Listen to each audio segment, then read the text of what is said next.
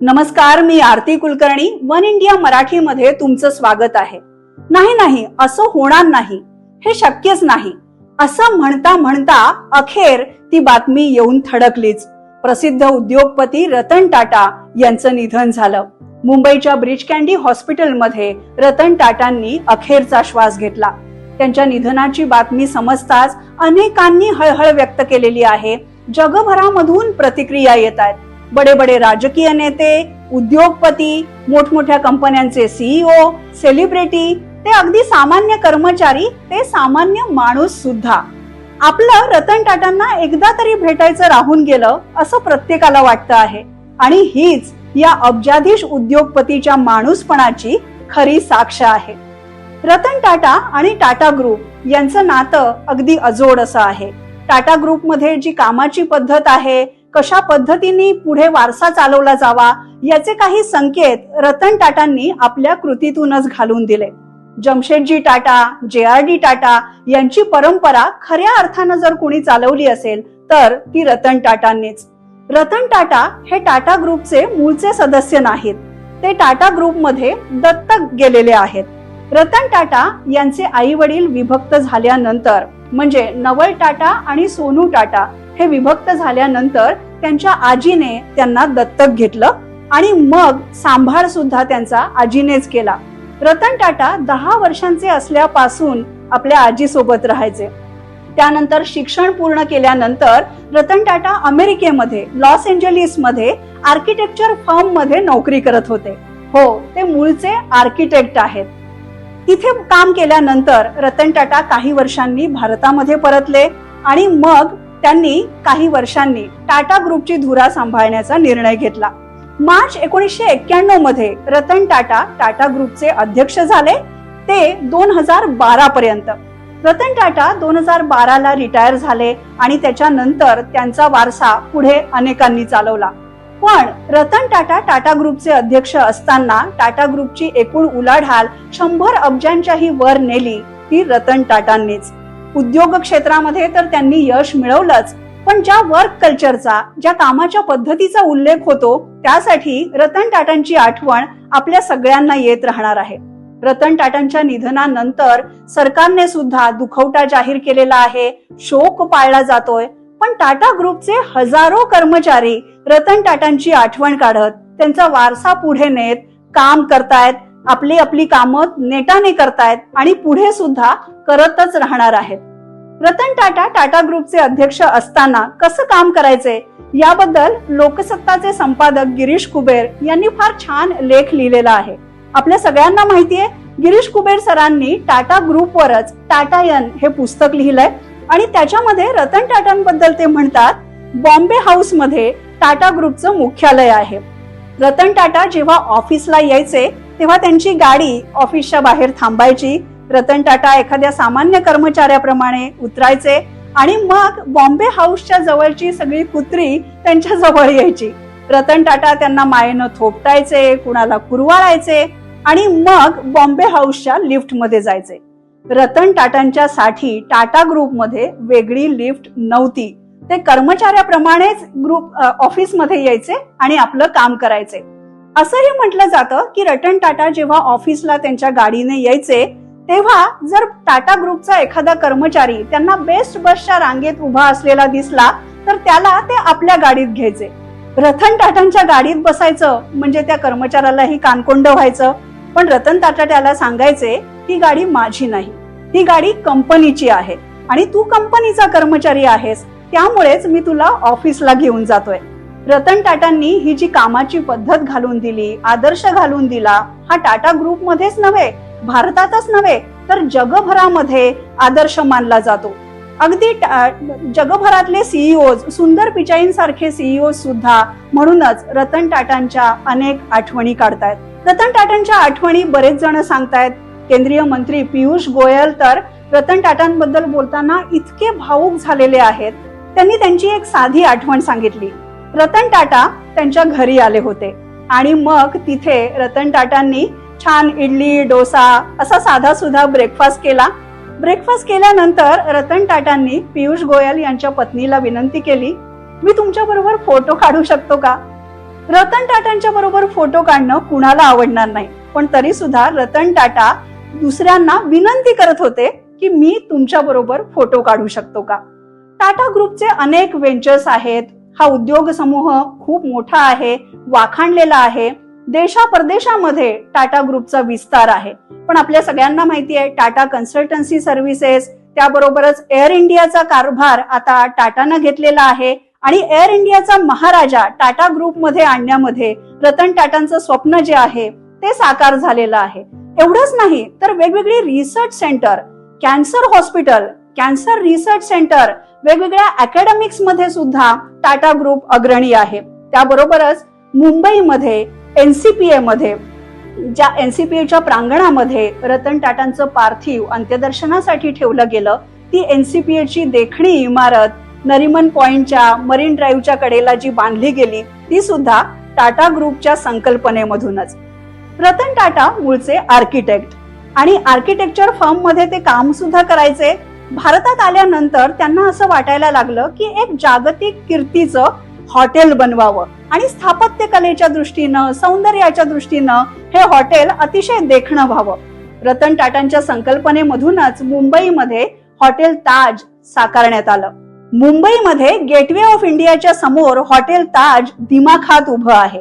पण 26/11 जो दहशतवादी हल्ला झाला, या हल्ल्यामध्ये हॉटेल ताजला लक्ष्य करण्यात आलं. या संकटावर आपण कशी मात केली हे रतन टाटांनीच सोहेल सेठ यांना एका मुलाखतीमध्ये सांगितलेलं आहे. रतन टाटा म्हणतात, त्या रात्री माझ्या घरचा फोन खणखणला. माझा एक सहकारी सांगत होता हॉटेल ताज मध्ये प्रचंड गोळीबार सुरू झाला आहे. मी लगेचच हॉटेल ताजच्या स्विचबोर्डला फोन केला, पण माझा फोन सुद्धा कोणीही उचलत नव्हतं. मग मी घरून हॉटेल ताजच्या दिशेनं निघालो. ताजच्या लॉबीमध्ये पोहोचलो तेव्हा तिथे पोलीस आलेले होते आणि ते कुणालाही आतमध्ये जाऊ देत नव्हते. मला सुद्धा त्यांनी बाहेरच थांबायला सांगितलं. मी हॉटेल ताजच्या बाहेर बराच वेळ उभा राहिलो. नंतर घरी गेलो आणि टेलिव्हिजनवरून ह्या दहशतवादी हल्ल्याचा नेमका काय प्रकार आहे ते बघत होतो. 1-2 तासातच सिद्ध झालं की हा हल्ला दहशतवाद्यांनी केलेला आहे. एका दिवसानंतर सरकारी कार्यालयातून मला फोन आला की हा हल्ला आता संपलेला आहे, आता निर्धास्त झालो आहोत आपण. पण ते संपलेलं नव्हतं. हा हल्ला सलग 3 दिवस सुरू होता असं रतन टाटा सांगतात. रतन टाटा स्वतःच्या डोळ्यांनी हॉटेल ताज लक्ष्य झालेलं 3 दिवस बघत होते. अखेर 3 दिवसांनी हा हल्ला संपला. त्यानंतर रतन टाटांनी उद्ध्वस्त झालेल्या हॉटेल ताजला भेट दिली. रतन टाटांच्या चेहऱ्यावरचे ते भाव आणि त्यांची ती पाहणी मला सुद्धा अजूनही आठवते. रतन टाटा अजिबात डगमगलेले नव्हते. हे हॉटेल ताज असंच्या असं पुन्हा उभं करू असेच विचार त्यांच्या मनामध्ये सुरू होते. ताज हॉटेलचे व्यवस्थापक आणि त्यांच्या कुटुंबियांना या दहशतवादी हल्ल्याचा फटका बसला. त्यामध्ये त्यांचा बळी गेला. कितीतरी पर्यटक मारले गेले.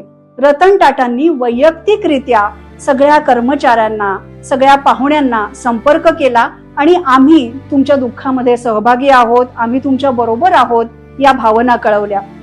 काही दिवसांनी, काही महिन्यांनी हॉटेल ताज आणि रतन टाटा या धक्क्यातून सावरले आणि पुन्हा एकदा हॉटेल ताज दिमाखात उभं राहिलं. काहीही झालं तरी आपण मागे हटायचं नाही, संकटावर मात करायची, हे रतन टाटा जेव्हा सोहेल सेठ यांना सांगत होते तेव्हा अगदी ऐकत राहावंसं वाटलं, त्यांना बघत राहावंसं वाटलं. रतन टाटा फक्त स्वतःबद्दल सांगत नव्हते, हॉटेल ताज बद्दल सांगत नव्हते, ते मुंबईच्या स्पिरिट बद्दल बोलत होते. या दहशतवादी हल्ल्यामध्ये मुंबईकरांनी जे स्पिरिट दाखवलं, या हल्ल्याला ज्या पद्धतीने तोंड दिलं, त्या सगळ्या मुंबईकरांचा मला अभिमान आहे, नव्हे या मुंबईकरांचा जगाला अभिमान आहे असं रतन टाटा म्हणतात. ज्या मुंबईचं स्पिरिट रतन टाटांना एवढं आपलंसं वाटायचं, अमेरिकेतल्या लॉस एंजलिसच्या फर्म मधून रतन टाटा ज्या भारतामध्ये, ज्या मुंबईत परतले, त्याच मुंबईमध्ये या उद्योगपतीनं शेवटचा श्वास घेतला. रतन टाटांना मुंबईच्या माणसांबद्दल अभिमान होता, तशीच आस्था त्यांना जगभरातल्या माणसांबद्दल होती आणि त्यातही रतन टाटांना सामान्य माणसाचा अतिशय कळवळा होता. टाटा नॅनोच्या निर्मिती मागे सुद्धा अशीच त्यांच्या कळवळ्याची एक कहाणी आहे. रतन टाटांनी एका कुटुंबाला बाईकवरून पावसात भिजत जाताना पाहिलं आणि ठरवलं या सामान्य माणसासाठी आपण कारची निर्मिती केली पाहिजे. त्यांचं हे स्वप्न साकार झालं आणि टाटा नॅनोची निर्मिती झाली. अगदी मध्यमवर्गीय माणूस, सामान्य माणूस सुद्धा आपल्या कुटुंबासोबत नॅनोनं प्रवास करू लागला आणि दिमाखामध्ये कारने जाऊ लागला.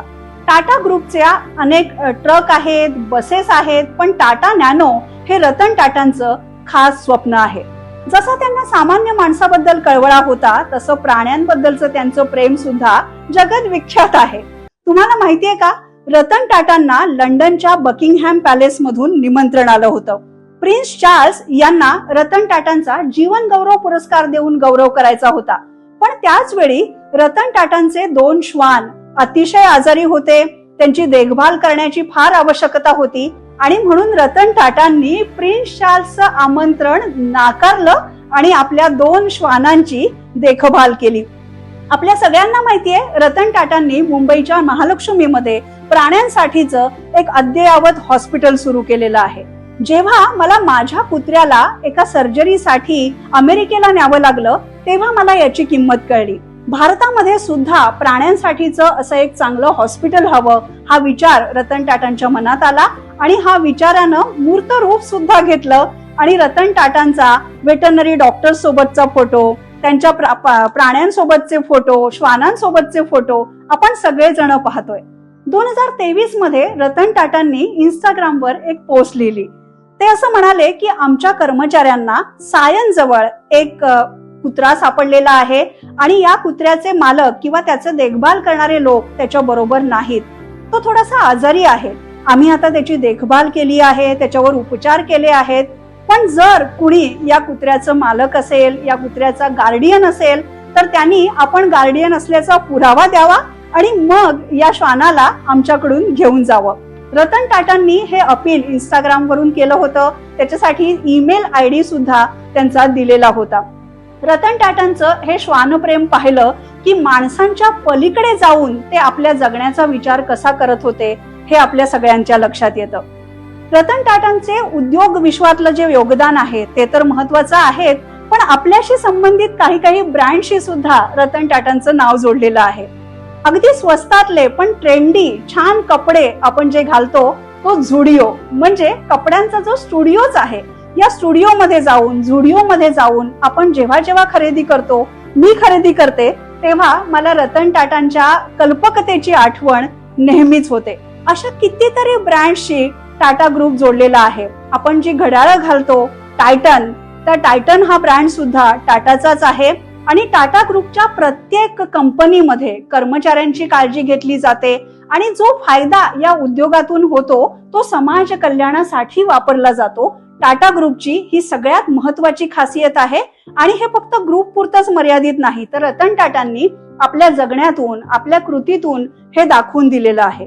रतन टाटांसारखा एवढा बडा उद्योगपती मुंबईमध्येच काय, लंडनमध्ये, पॅरिसमध्ये मोठी इमारत बांधून राहू शकला असता, पण रतन टाटा मुंबईमध्ये एका फ्लॅट मध्ये राहायचे.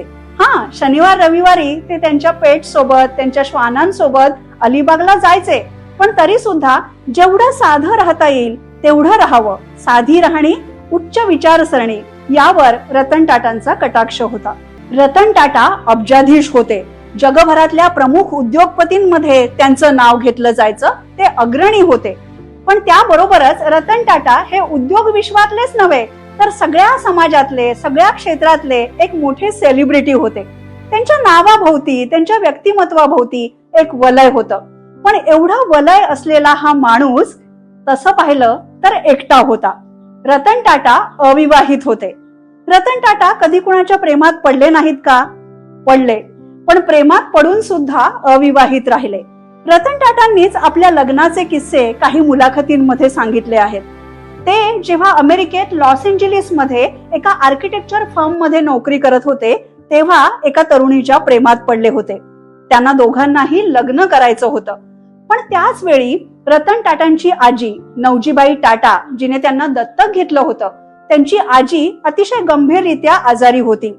रतन टाटांना भारतात येऊन तिच्याकडे लक्ष देणं, तिची देखभाल करणं फार महत्वाचं वाटलं आणि म्हणून त्यांनी अमेरिकेमधली लॉस एंजेलिसच्या फर्म मधली नोकरी सोडली आणि मग ते आजीसाठी भारतात परतले. आजीला बरं वाटल्यानंतर काही दिवसांनी रतन टाटा अमेरिकेमध्ये गेले, त्या तरुणीला भेटले आणि त्यांनी तिला लग्नाची मागणी घातली. पण त्याच वेळी 1962 ला भारत आणि चीन यांचं युद्ध झालं होतं आणि या युद्धानंतर भारतातली परिस्थिती पाहता त्या तरुणीचे आई वडील तिला भारतात पाठवायला तयार नव्हते. रतन टाटा आणि या तरुणीचं लग्न होऊच शकलं नाही. रतन टाटा तिच्या प्रेमात होते, ती सुद्धा त्यांच्या प्रेमात होती. पण आपल्या आजीसाठी भारतात परतण्यासाठी रतन टाटांना आपल्या प्रेमाचा त्याग करावा लागला. त्याच्यानंतर 3-4 वेळा रतन टाटांच्या आयुष्यामध्ये लग्नाची संधी आली, पण वेगवेगळ्या कारणांमुळे हे लग्न होऊच शकलं नाही. रतन टाटा एका अभिनेत्रीच्या प्रेमात होते असंही म्हटलं जातं. पण रतन टाटा अमेरिकेमध्ये ज्या तरुणीच्या प्रेमात होते तिचं नावही आजपर्यंत जाहीर झालेलं नाही आणि त्याचबरोबर रतन टाटांनी सुद्धा आपल्या या अभिनेत्रीच्या प्रेमाचा उल्लेख जो आहे तोही कधी केलेला नव्हता. आणि त्यामुळेच रतन टाटा एकटे तर अजिबात नव्हते, अविवाहित होते, पण त्यांचा एवढा मोठा परिवार त्यांच्या सोबत होता आणि त्यांचे श्वान हेच त्यांचे शेवटपर्यंत सखे सोबती होते. माणसातलं माणूस पण जपणाऱ्या या बड्या उद्योगपतीच्या असंख्य आठवणी आपल्या सगळ्यांच्या मनात आहेत आणि आपण त्या अशा पद्धतीनं सांगतोय की जणू रतन टाटांनीच आपल्याला त्या कधीतरी सांगितलेल्या आहेत.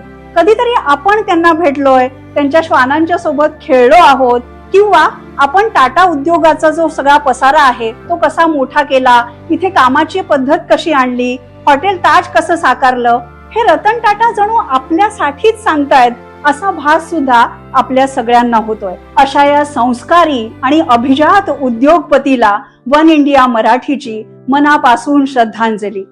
रतन टाटा अनंतात विलीन झाले तरी सुद्धा त्यांचा अंश, भारतीयांचं वर्क कल्चर, मुंबईकरांचं स्पिरिट आपल्या सोबत ठेवून गेलेले आहेत आणि म्हणूनच आपण आपल्या कामातून रतन टाटा यांच्या आठवणी जपणार आहोत.